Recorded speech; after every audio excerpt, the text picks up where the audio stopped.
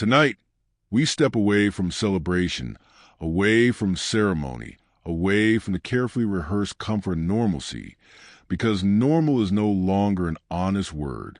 Tonight is not about entertainment. It is not about red carpets, trophies, or applause cues. Tonight is about a life that ended violently and a country that is quietly unraveling. This broadcast is for Renee Nicole Good. She was not a symbol. She was not a headline. She was not content. She was a person. Someone who woke up believing the basic promise that most people still cling to, that if you follow the rules, live your life, and mind your business, the system will at least try to keep you safe. That promise failed her.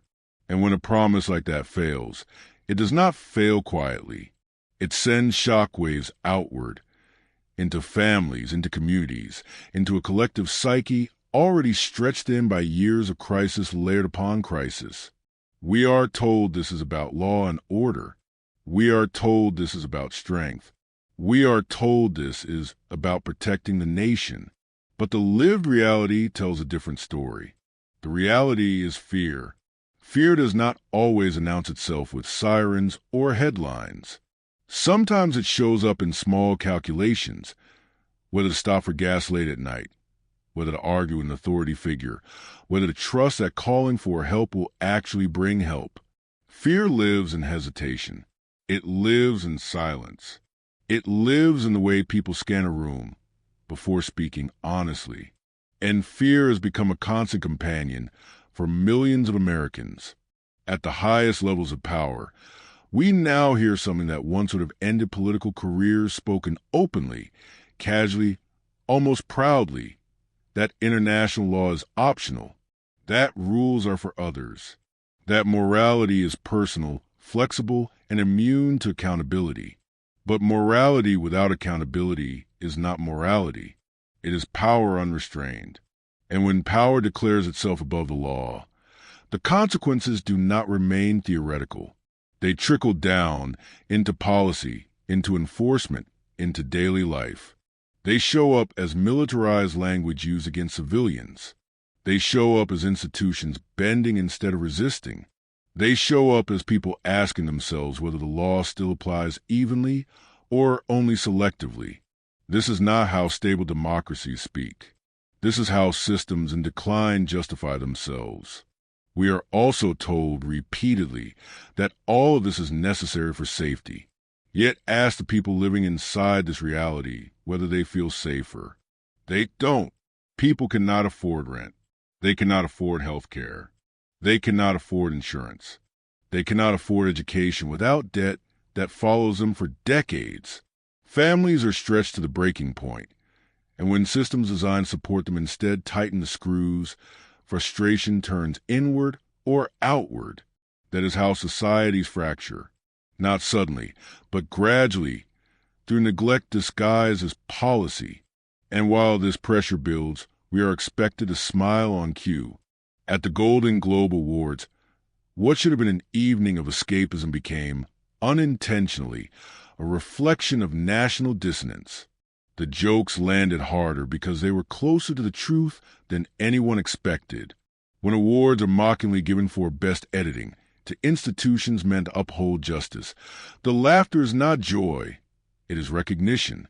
When CBS News is reduced to satire, it signals something dangerous, the erosion of trust in information itself.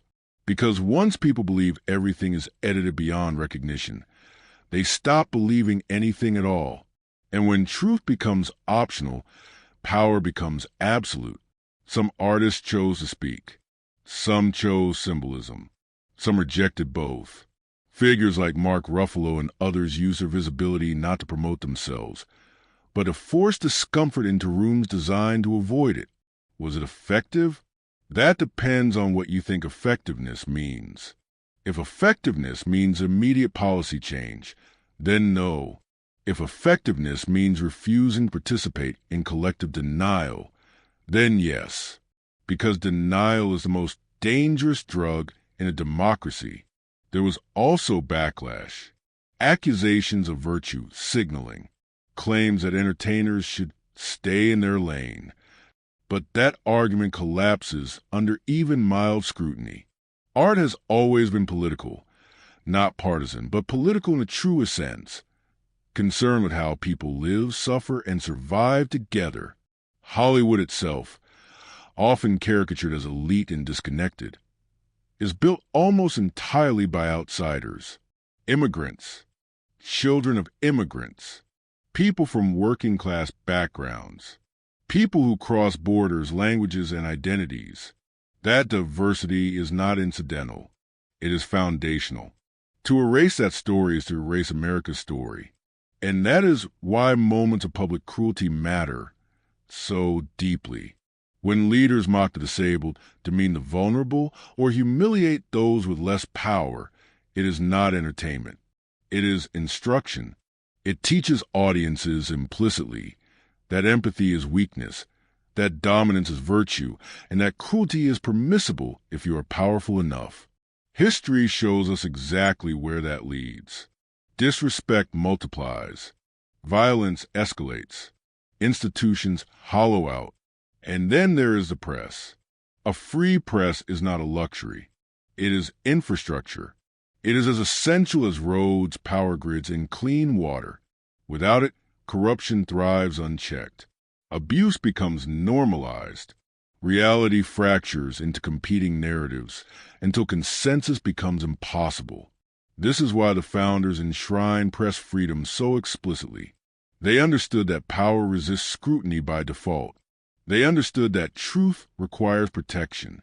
And they understood that once journalism is weakened, democracy soon follows. Journalists today face legal threats, financial collapse, online harassment, and political intimidation. Yet their role has never been more vital. They are the ones documenting the names that would otherwise vanish. They are the ones asking the questions that make those in power uncomfortable. And they are the ones who ensure that Renee Nicole Good is remembered as more than a statistic. So tonight we resist distraction. We resist the temptation to move on too quickly. We resist the comfort of cynicism. We resist the lie that this is just how things are now. This is for Renee. This is for the Americans living with fear instead of confidence. This is for those who still believe that loving a country means holding it to its highest standards, not its lowest instincts. Patriotism is not silence. Patriotism is accountability. And the defining question of this moment is not whether America can dominate, intimidate, or project power, but whether it can still recognize injustice when it sees it, protect the vulnerable when it matters, and tell the truth even when the truth is inconvenient. Because once fear becomes routine, once cruelty becomes casual, and once truth becomes negotiable, the damage is no longer abstract. It becomes permanent. And history will not ask how loudly we applauded. It will ask what we chose to see and what we chose to ignore.